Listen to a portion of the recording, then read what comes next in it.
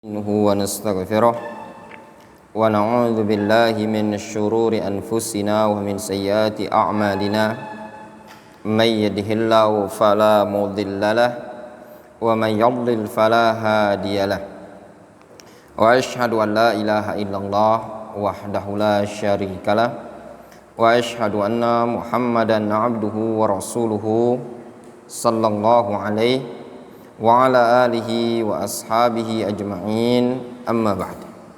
Kita lanjutkan kajian kita dari Kitabul Ilm karya Syekh Muhammad Ibn Shalih Al-Utsaimin rahimahullahu rahmatan wasi'ah. Insyaallah taala ya, untuk yang takhassus nanti ya dikasih kitab ya insyaallah taala. Kita berupaya ya untuk jaga amanah ini. Setiap pelajaran-pelajaran yang ada insyaallah nanti dikasih kitabnya. Al-Faslu Tsani, fasal yang kedua, Fadail al-ilm, keutamaan ilmu. Pada pertemuan sebelumnya kita telah membaca keterangan yang disebutkan oleh penulis bahwasannya ilmu yang padanya terdapat al-madah dan sana di dalam Al-Quranul Karim ataupun dalam hadis Nabi SAW adalah ilmu asy-syar'i. Sehingga kalau antum membaca ayat Al-Quran, membaca hadis Nabi SAW yang menyebutkan tentang keutamaan ilmu dan dipuji ilmu tersebut serta orang yang mempelajarinya, maka ilmu yang dimaksud adalah ilmu syar'i. Adapun ilmu sinaat, ulumus sinaat, ulumud dunyawiyah, ini digambarkan oleh Syekh Ibnu Utsaimin rahimahullah taala zatu haddain, ibarat pisau mata dua. Bisa digunakan dalam perkara yang baik, maka ilmu tersebut dianggap baik. Kalau digunakan dalam perkara yang buruk, maka ilmu tersebut dianggap ilmu yang buruk. Misalkan ilmu belajar nuklir digunakan untuk pembangkit listrik atau yang semisalnya, energi, sumber energi, teknologi dan yang semisalnya, perkara yang bagus dipelajari. Namun kalau digunakan untuk membinasakan umat manusia, untuk mengebom, untuk membunuh, ini tidak diperbolehkan. Demikian juga misalkan ilmu membuat golok, membuat parang, membuat pedang dan yang semisalnya, kalau digunakan untuk apa? Untuk menyembelih golok tersebut dan digunakan untuk merumput atau untuk nebang kayu, maka ilmu-ilmu ini tadi ketika dipelajari untuk hal yang positif, maka dia positif.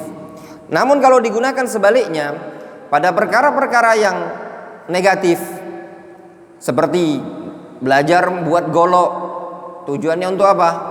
Untuk begal, untuk ngerampok. Belajar membuat celurit, untuk apa? Untuk tawuran. Maka tindakan-tindakan seperti ini, ilmu ini tadi hukumnya haram untuk dipelajari. Kemudian kata beliau rahimahullahu rahmatan wasi'ah, laqad madahallahu subhanahu wa ta'ala al-ilma wa ahlahu wa hassa ibadahu 'ala al-ilmi wa tazawwudi minhu wa kadzalika sunnatul mutahharah. Sungguh Allah subhanahu wa ta'ala telah memuji ilmu dan ahlul ilm, serta Allah subhanahu wa ta'ala telah memotivasi hamba-hambanya untuk berilmu dan berbekal dengan ilmu tadi.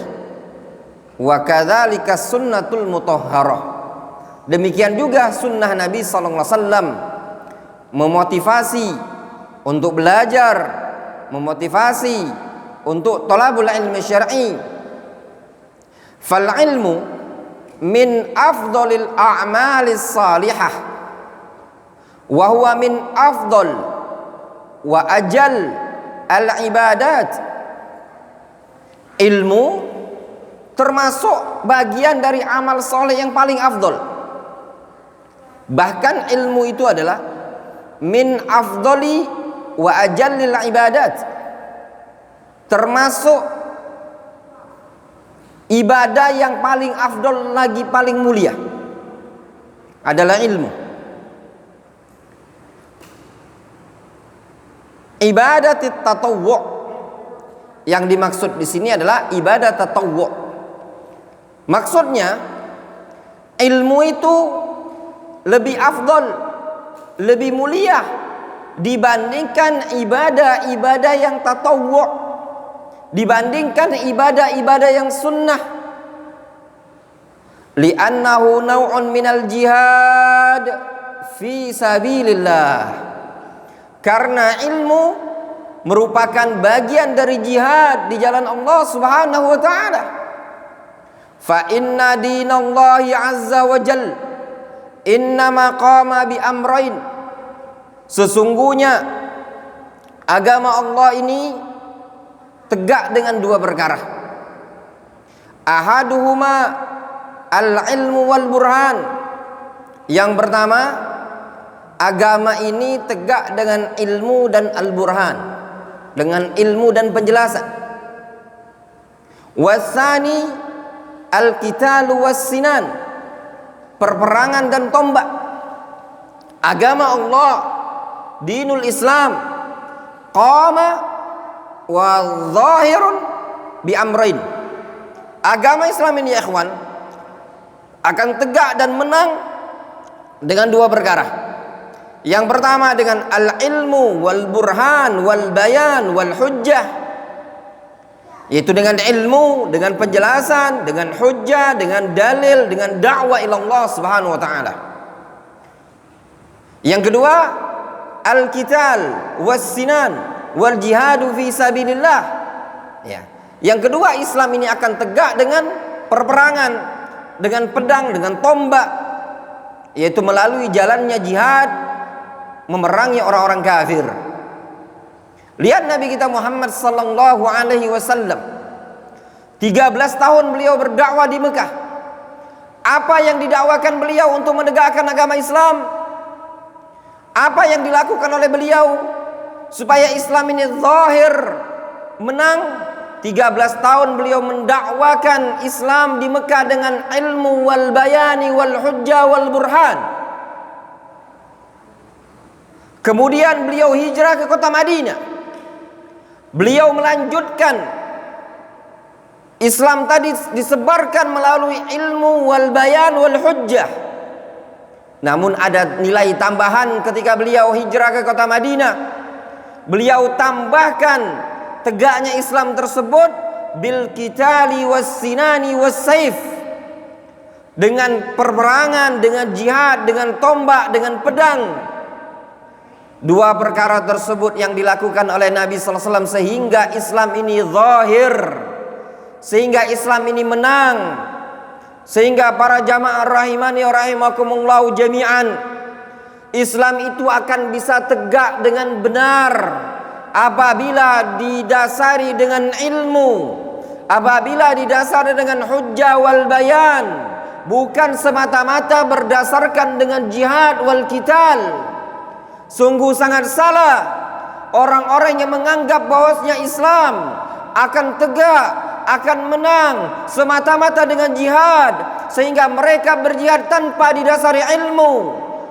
Mereka bergabung dengan kelompok-kelompok sesat, kelompok-kelompok menyimpang yang berpemahaman khawarij dari kalangan Al-Qaeda wad Dawa'ish, dari kalangan Al-Qaeda, Dawa'ish, ISIS dan yang semisalnya.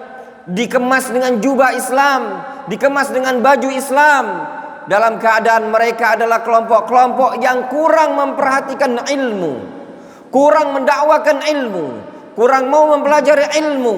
Lihat kalau kita mau melihat sejarah bagaimana Nabi sallallahu alaihi wasallam, apa yang dilakukan oleh beliau 13 tahun beliau berdakwah di kota Makkah. Apakah beliau mengangkat pedang? Apakah beliau mengangkat tombak? Apakah beliau mengangkat panah?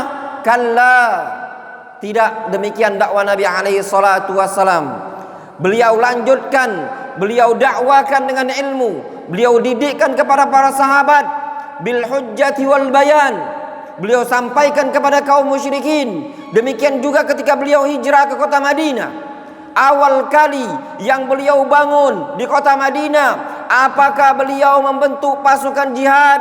Apakah Nabi alaihi salatu wasalam membentuk pasukan perang? Jawabannya tidak. Pertama kali yang dilakukan oleh Nabi alaihi salatu wassalam di kota Madinah, beliau membangun masjid untuk ibadah kepada Allah Subhanahu wa taala, untuk menterbiah kaum muslimin. Demikian juga beliau membangun Masjid Quba, kemudian dilanjutkan dengan Masjid Nabawi. Beliau didik, beliau terbiah kaum muslimin.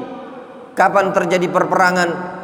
Setelah beliau membekali kaum muslimin di kota Madinah dengan ilmu, dengan hujjah wal bayan.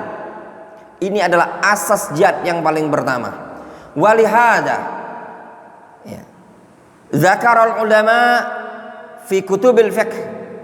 Oleh karena inilah, atas dasar inilah para ulama menyebutkan di buku-buku fikih bahwasannya tullabul ilm al-mutafarrighun fi talabil ilmi syar'i annahum mustahiqquna li zakatil mal.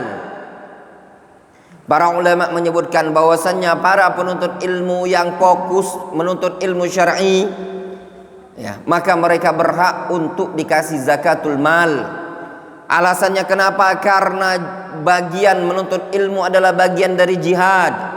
Bahkan mereka para ulama mengatakan talabul ilmi syar'i akhas minal jihad, lebih khusus lagi dibandingkan jihad al-qital, dibandingkan jihadul adu.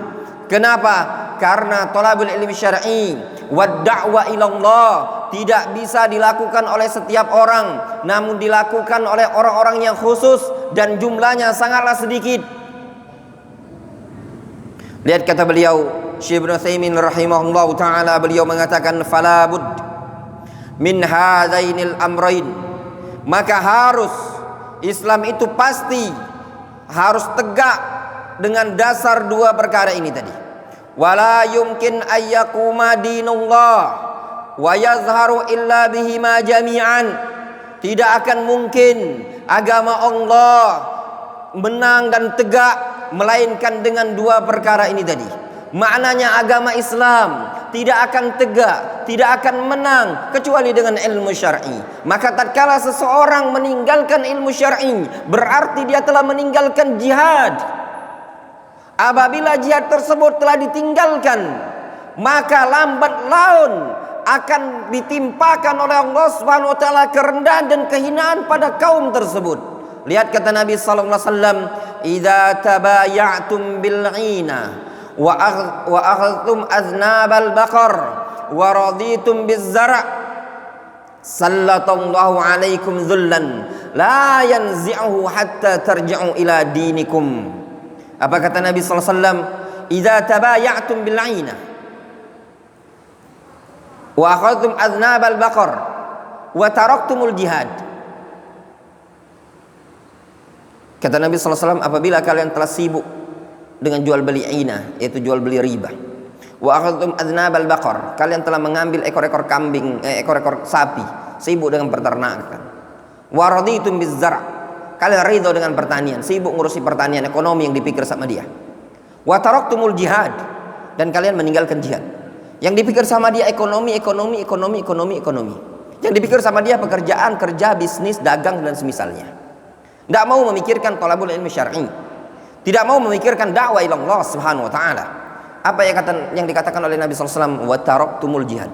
Kalau kalian raditum biz-zara' wa taraktumul jihad, kalian ridho dengan pertanian, wa akhadtum aznabal baqar, sibuk ngurusi peternakan, tabayatum bil 'ina, kalian sudah jual beli dengan riba, maksiat terjadi di muka bumi, perkara keharaman, riba terjadi, dianggap biasa di tengah-tengah masyarakat kaum muslimin.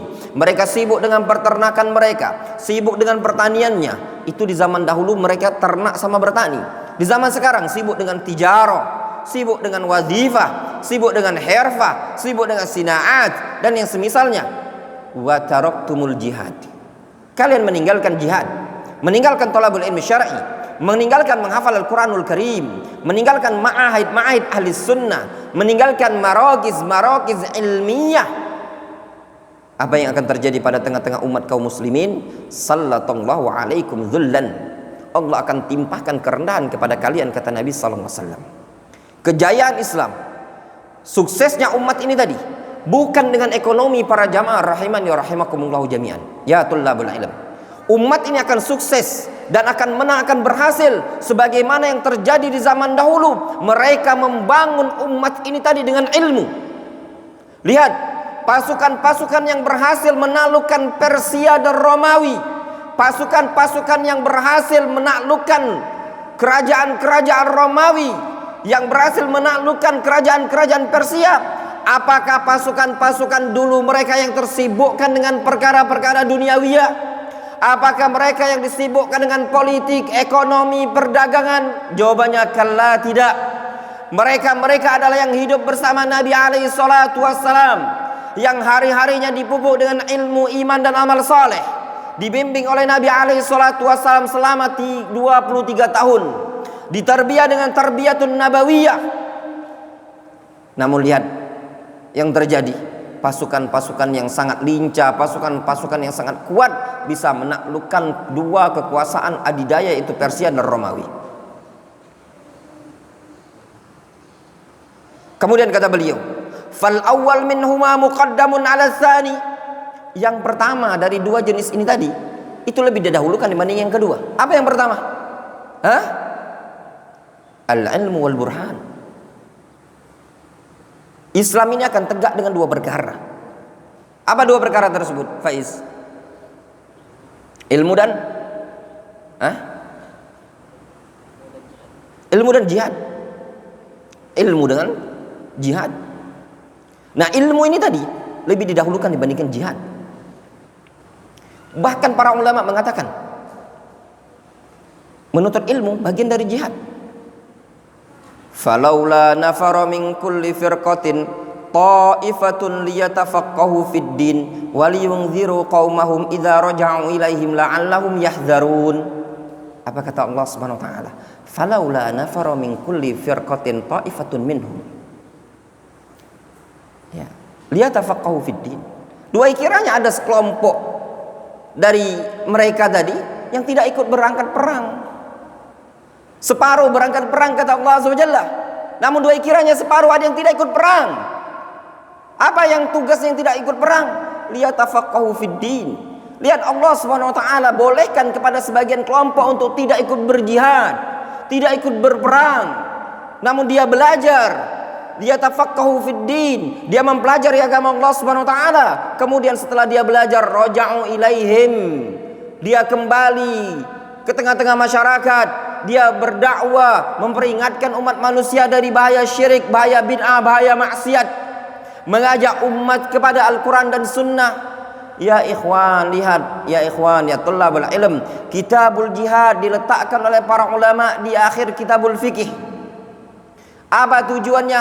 Supaya jangan sampai ada orang-orang yang ikut berjihad dalam kondisi dia tidak faham tentang salat, tentang tohara, tentang fikih ini, fikih itu.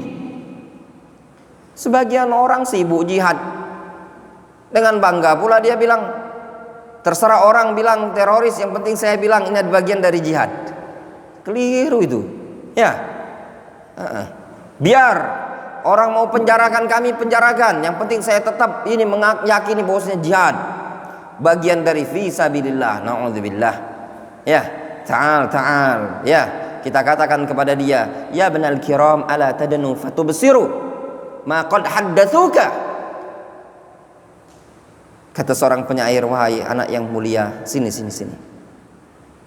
Ya, supaya engkau bisa melihat ya apa yang telah disampaikan oleh umat manusia. Fama ra'in kaman sami'ah. Tentu orang yang melihat tidak sama seperti orang yang mendengar. Laisal khabar kal mu'ayanah. Berita tidak sama seperti melihat langsung. Ya, bahwa jihad tersebut butuh dengan ilmu. Walihada kana an-nabiy sallallahu alaihi wasallam la yughiru ala qaumin hatta tablughahum ad-da'wa ila Allah azza wa jalla fayakunul ilmu qad sabaqal qital. Lihat kata Syekh Ibnu Utsaimin, oleh karena inilah dulu Nabi SAW tidak melakukan penyerangan kepada suatu kaum sampai kaum tersebut telah sampai pada mereka dakwah. Sehingga ilmu qad sabaqal qital, lebih mendahului perperangan. Nabi SAW tidak mau memerangi suatu kaum sampai dulu ilmu ke situ loh. Didakwai dulu. Nabi SAW tidak langsung memerangi, langsung ngebom, enggak. Langsung mana, tidak. Dakwah Nabi SAW adalah dengan disampaikan ilmu. Lihat Herakl, lihat raja-raja Romawi pada waktu itu. Ditulis surat oleh Nabi kita SAW. Bismillahirrahmanirrahim. Min Muhammadin Rasulullah ila Herakl azimir Rum aslim taslam. Kemudian beliau menulis ayat, qul ya ahlal kitabi ta'alau ila kalimatin sawa'in bainana wa bainakum alla na'budu illallah wa la nusyrika bihi syai'a wa la yattakhidha ba'duna ba'dan arbaban min dunillah fa in tawallaw faqul asyhadu bi anna muslimun. Itu surat Nabi alaihi salatu wassalam. Ya. Diawali dengan assalamu ala manittaba'al huda aslim taslam. Beliau ngajak Islam, ngajak dakwah dulu. Enggak langsung Romawi perangi, berangkat Umar, berangkat Abu Bakar, enggak. Banyak surat-surat Nabi alaihi salatu wassalam sampai kepada kaum musyrikin, sampai kepada ahlul kitab. Beliau tujuannya untuk mendakwai, bukan untuk membasmi. Dakwah agama yang dibawa oleh Nabi kita Muhammad SAW dakwatun rahmah, rahmatan lil alamin. Dakwah Islam, dakwah yang menghidupkan, bukan dakwah yang memusnahkan dan mematikan. Dakwah yang menyatukan, bukan dakwah yang memecah belah. Itu tujuan dakwah Nabi kita Muhammad SAW. Qala Allah subhanahu wa ta'ala, Allah subhanahu wa ta'ala berfirman di dalam Al-Quranul Karim, amman huwa qanitun ana al-laili sajidan wa qa'iman yahzarul akhirah wa yarju rahmata rabbih.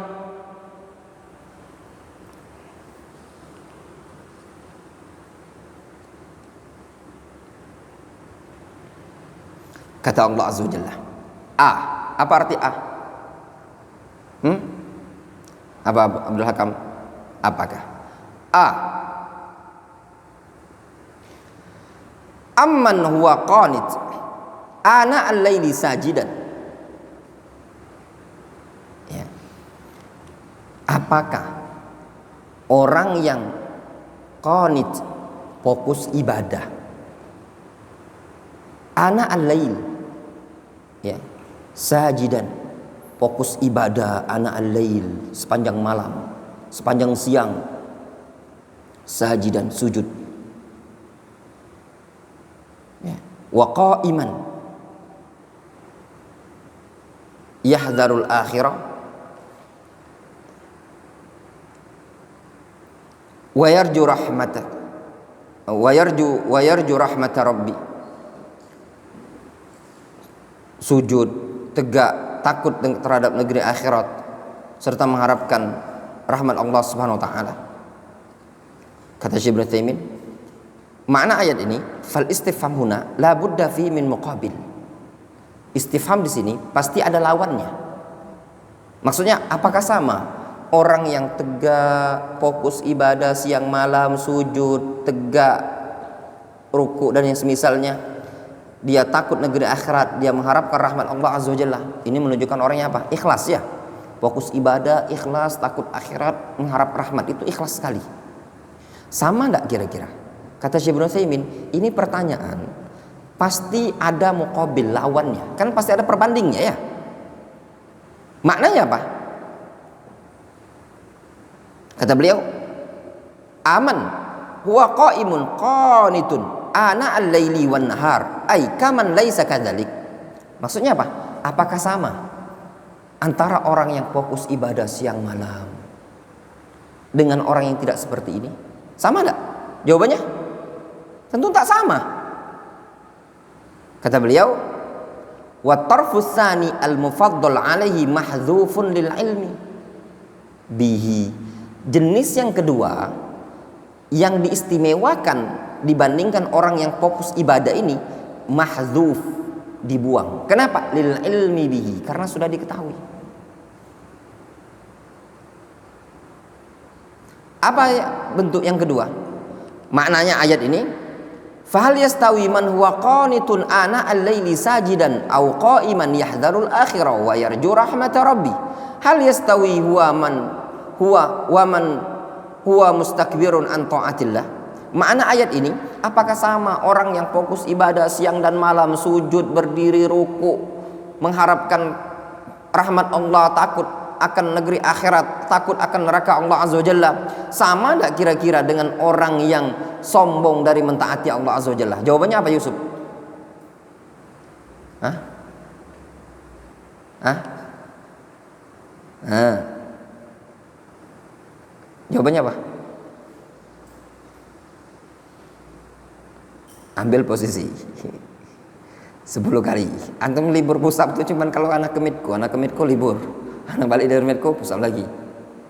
Nah, malam ini kajian kita 10 kali. Biasa terlatih ya ototnya. Jadi aderai.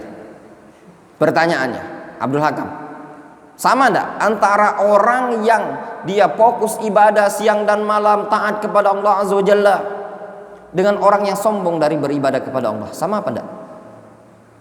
Hah? Enggak sama. Kenapa enggak sama? Kenapa enggak dikatakan enggak sama?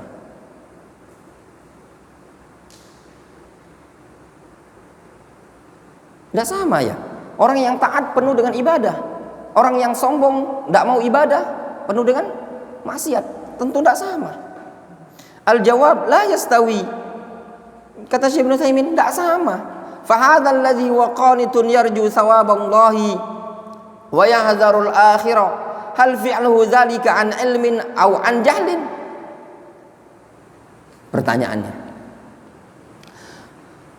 apakah ini orang yang taat kepada Allah siang dan malam, sholat, sujud, ruku, puasa, baca Al-Quran, menghafal Al-Quran, dia takut negeri akhirat, dia mengharapkan rahmat dari Allah Azza wa Jalla, dia mengharapkan ridho dari Allah Azza wa Jalla, bukankah perbuatan dia ini, atau apakah perbuatan dia ini didasari dari ilmu atau didasari karena bodoh, tidak punya ilmu?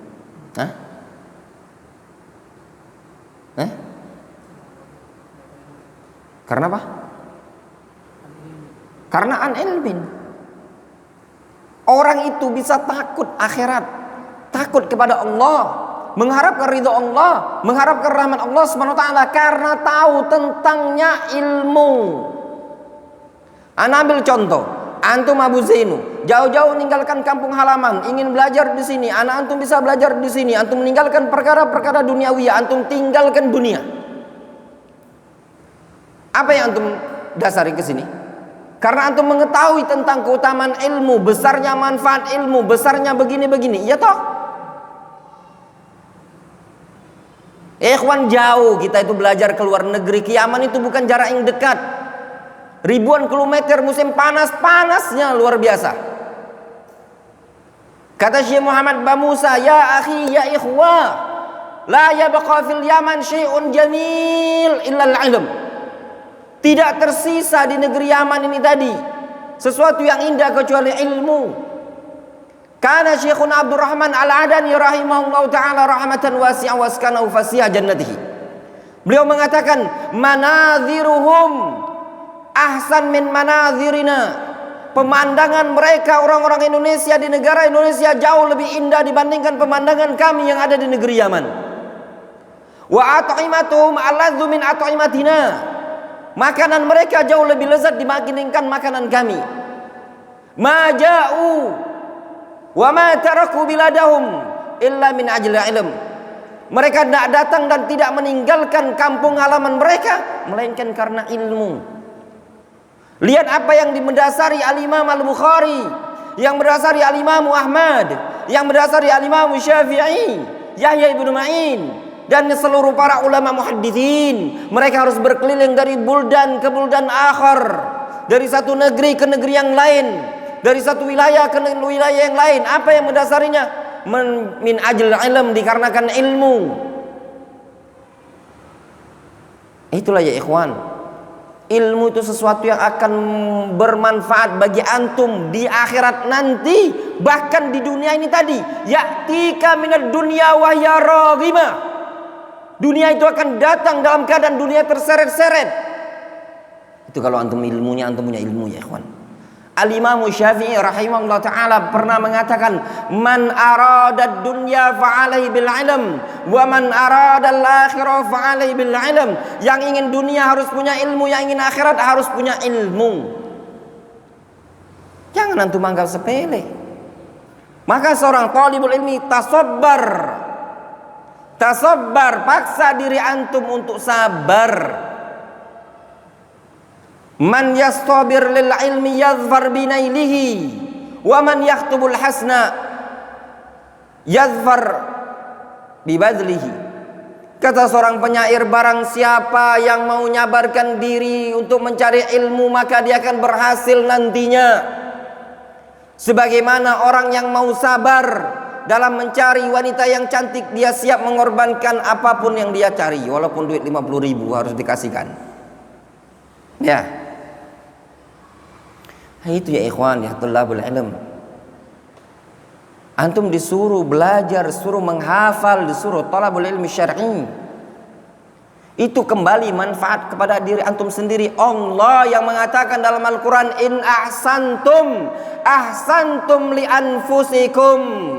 Kalau kalian berbuat baik, kalau kalian taat, itu kembalinya kepada kalian sendiri, bukan kembali kepada Allah, bukan kembali kepada makhluk yang lain. Makanya antum disuruh belajar, waktunya belajar, menghafal, murajaah. Itu semua manfaat nafi'. Raji'un ilaikum, akan kembali kepada antum sendiri di hari kemudian nanti. Wa illam tajtahid al-an fasatandamun. Kalian semua akan menyesal walau ba'da hin, meskipun sudah berlalu sekian masa. Nyesal ya ikhwan. Ya. Nanti antum akan nyesal di hari kemudian. Kalau enggak perlulah ana harus memotivasi antum. Ya ikhwan, antum belajar rajin, nanti dunia akan datang sendiri. Ya toh? Ana ambil contoh antum ya ikhwan, ya thalabul ilm. Berapa banyak di sekolah-sekolah yang Islam, ya toh, sekolah-sekolah Islam yang di Palembang ini. Di Palembang, kita tidak usah jauh-jauh, di Palembang saja. Berapa banyak orang-orang yang ganti profesi. Ada yang sarjana teknik, ada yang sarjana sosial, ada yang sarjana ini, ada yang sarjana itu. Semuanya berubah menjadi ustaz bahasa masyarakatnya, Makassar, ya, berubah jadi ustadz. Kenapa? Ternyata kayaknya jadi ustadz lebih menguntungkan ekonominya ya. Ya benar. Kalau enggak mesti harus ngomong kayak gitu ya ikhwan. Ya. Seperti itu. Karena kalau mau jadi kerja teknik, kerja ini mana lapangan pekerjaannya? Kalau jadi ustadz mudah-mudahan ceramah, mudah-mudahan buka ormas tahfiz, berapa banyak? Ya benar. Itu bahasanya. Tapi anak bukan memotivasi antum seperti ini. Tapi antum enggak mikir. Ya. Otaknya antum enggak mikir sampai ke sana. Otak antum masih mikirnya masih main, otaknya game, HP. Ya. Nanti antum berjalan waktu, ya. Pengen antum terbang kemana-mana naik pesawat? Rifki pernah naik pesawat? Itu Syekh Abdullah itu, ya. Itu nggak punya, cuman punya ijazah SMA dia, orang Yaman. Antum lihat sendiri, ya enggak? Tapi nggak mungkin, nggak perlu lah anak bilang, ada ikhwan antum belajar, ya enggak? Ya enggak? Beliau ke Batam aja seminggu dibayar 3 juta tuh. Antum cari duit 3 juta berapa nih? Ya enggak? Tapi bukan ini maksud ana tuh, bukan antum belajar tujuannya seperti ini, tapi antum tuh enggak mikir ke sana kadang. Bukan tujuannya seperti ini ya ikhwan. Ana mau motivasi antum belajar. Belajar niat ikhlas pada Allah karena itu ibadah. Tapi kadang antum harus bahasanya tuh harus dicemes gitu loh baru paham. Ya enggak Abu Zeno? Belajar supaya udah bahasanya tuh apalah bahasa kita Palembang. Belajar rajin kalau enggak mau susah nanti. Itu bahasa kasarnya. Ini enggak. Suruh ngafal Al-Qur'an, seakan-akan naik langit, ka'annama yas'adu fis sama. Suruh ngafal hadis, berat. Lebih mendahulukan tidur. Nah, apa yang antum mau banggakan? Pegangannya ayam jago, ngadu ayam nyabung. Iya enggak? Orang yang enggak punya ilmu, enggak pernah mondok pesantren aja pengen jadi ustad. Ya toh? Ya enggak Bosenu? Hanya antum lihat sekarang pengen jadi ustad. Ternyata profesi yang paling gampang sekarang itu jadi ustad. Coba enggak? Ceramah-ceramah isi cara ngomong 30 menit by dalam Agrib Indonesia dapat duit dikasih 250.000 300.000. Iya apa enggak Zeno? Dibandingkan jadi dukang. Iya enggak? Masa anak harus bilang kayak gitu, bahasa kasarnya seperti itu? Ya toh? Bukan ini motivasi tujuan antum belajar. Tapi minimal kita mau motivasi antum belajar itu ibadah kepada Allah Subhanahu wa taala. Nanti kalau antum niatkan itu belajar lillahi ta'ala, nanti dunia akan datang sendiri dalam urusan antum. Ada enggak kira-kira pembimbing umroh, pembina umroh itu dari para tukang-tukang? Enggak ada yang dicari para ustadz ya ikhwan. Ya enggak? Tapi antum enggak mau sabar, belajar itu tadi. Di OC ustadz, kabur.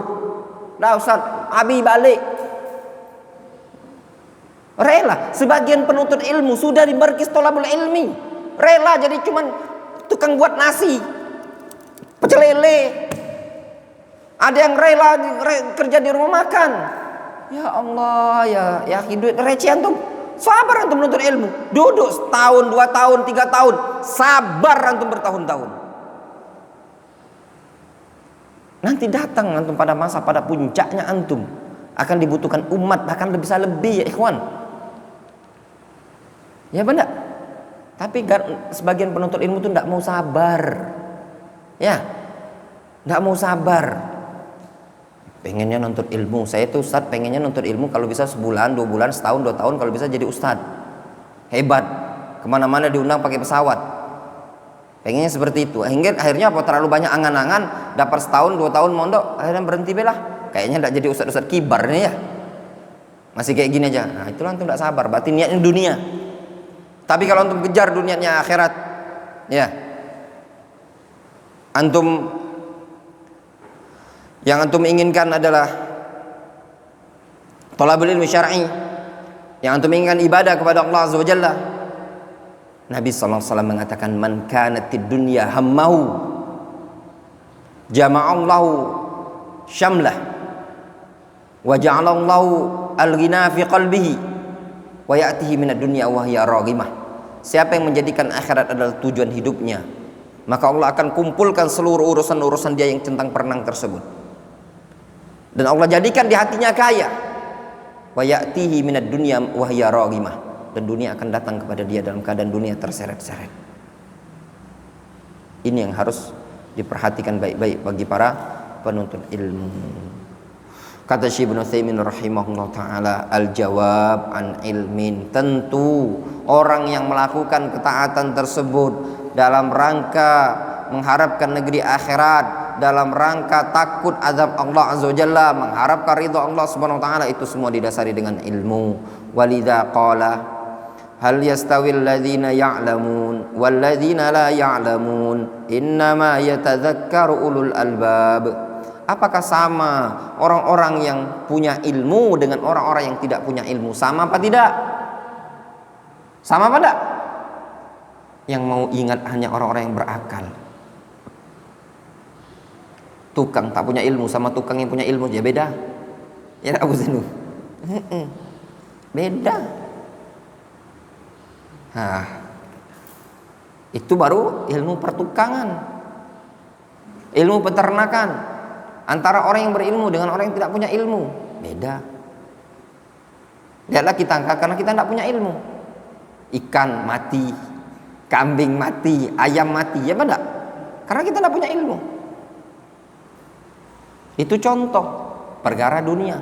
Perkara akhirat, antum lihat orang yang tidak punya ilmu, antum keluar sholat di tempat umum, ada yang sholatnya seperti ini, ada yang wudhunya seperti ini, itu semua tidak ada ilmu. Beda dengan orang yang punya ilmu. Tapi antum tidak sabar, ya, tidak mau sabar di pondok pesantren, ya. Mau buru-buru, pengennya cepat, instan,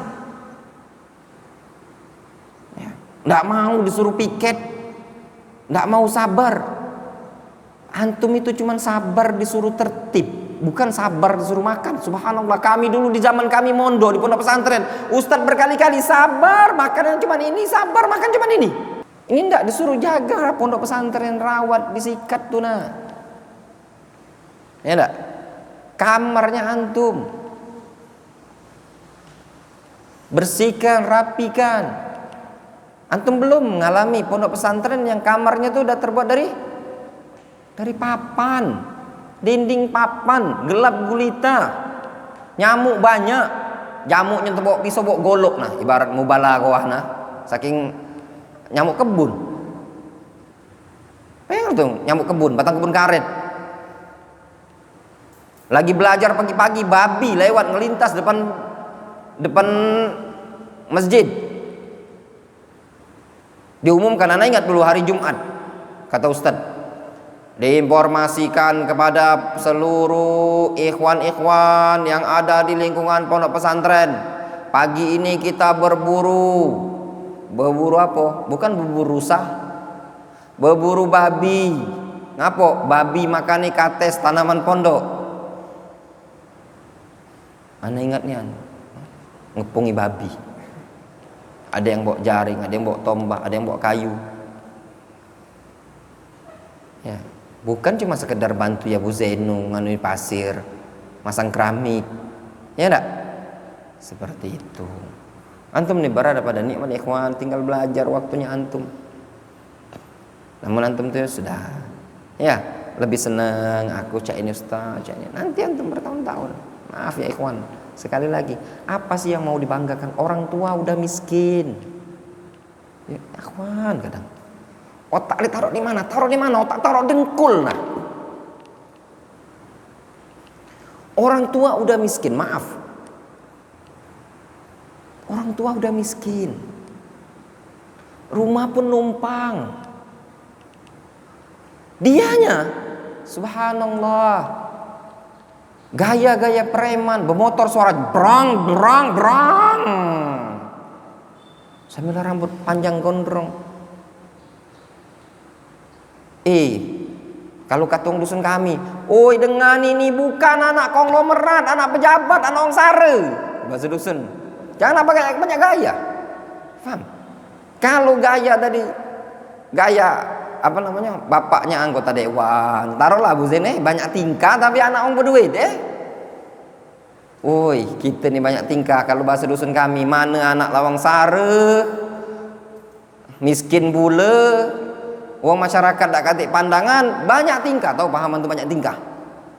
Paham deh istilah banyak tingkah tuh?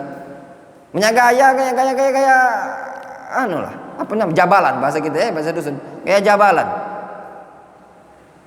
Wong tu lemak ni yang ngatui. Oi, jadi kerak deraka hidup kan mana sara mana. Bahasa itu bahasa dusun kami. Faham? Nanti harus mikir ke situ ya ikhwan, lihatullah bil ilm. Jangan hidup tidak kati ambian. Faham? Anak rasa antum sudah uqala. Hah? Lihat, maaf ya, sebagian santri-santri di Darul Hadis yang bukan ngerendahkan ekonomi, sekali lagi. Yang sebagian yang udah keluar dari pondok ini gaya-gaya preman, kadang lewat di depan pondok pesantren. Subhanallah, kasihan kadang-kadang, ya Allah, kasihan wong tuanya. Harusnya mikir. Apa ya? Mikir itu cak ini Zainul. Wih, anak nih bapak ong susah, emak ong susah, kami nih bukan ong berduit. Aku akan belajar serius, aku akan mengangkat derajat nama orang tua ini tadi. Ya enggak? Gitu loh. Ya Mbak Zeno. Ya enggak Bu Zeno? Kalau kita orang dusun seperti itu loh. Wah, pokoknya kalau pacak jadi orang tua tuh bangga. Ya enggak? Kapan melihat ya Allah, ada itu tadi kita ini Nana yang kenal ini tadi. Ya Allah, antum itu hiduplah susah, makanlah sarung, kontrak atau bayar kontrakan. Model antum lama ini bulu. Kalau istilah Syekh ngomong stres, ya enggak? Jadi dia ngomong stres. Kalau yang maaf ya tadi banyak gaya, banyak tingkah, belajar tidak serius. Bapaknya tadi punya kebun sawit 100 hektar. Ya enggak? Kemudian punya kebun karet 50 hektar, punya ruko 20 unit, ya enggak? Di rumah tadi ada Alphard, ada Pajero, ada segala macam, taruhlah, ya. Walaupun banyak jabalan motor jeprang-jeprong balik ke dusun masih banyak orang memuji. Oh anak si anu kan masih segan orang dusun, ya pada Zeno, ya enggak Bu Zeno ya enggak? Kadang kita juga anak-anak di dusun antum banyak budak-budak yang model itu, tapi bapaknya berduit kan, ya enggak? Ketika bapaknya berduit apa yang terjadi? Wong negor lagi tidak berani, ya enggak? Iya benar. Di kampung antum gimana kalau anak-anak orang kaya yang model kayak gitu, ya nggak ada yang berani negor, ya enggak? Kalau anak orang susah gaya motor jebrang kayu, ya enggak? Disepatkan pakai kayu, bayangkan tuh sampai dipisui masuk dusun kami, mati gancangan itu dari masuk dusun, ya enggak? Ya enggak Mas ini? Antum paham kalau anak ngomong gini? Hah? Paham Bais? Antum paham tidak kira-kira? Nah itulah maksud anak. Masa antum tidak paham? Tapi kalau antum maaf ya di dunia ini cuma ada dua antum ya.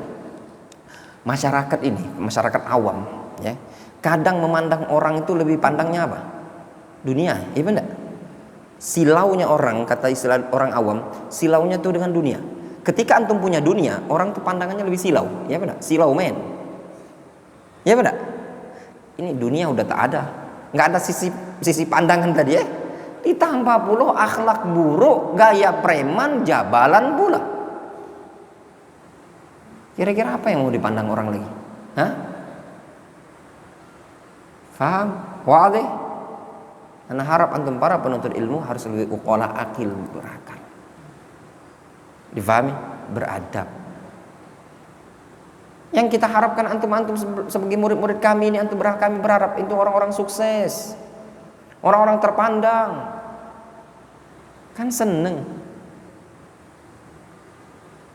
kalau sudah modelnya gaya-gaya jabalan, gaya-gaya preman, gimana mau dipandang wong? Ya enggak? Wallahu ta'ala bishawab. Insyaallah ta'ala kita lanjutkan nanti ba'dal maghrib. Naktafi bihadzal qadar.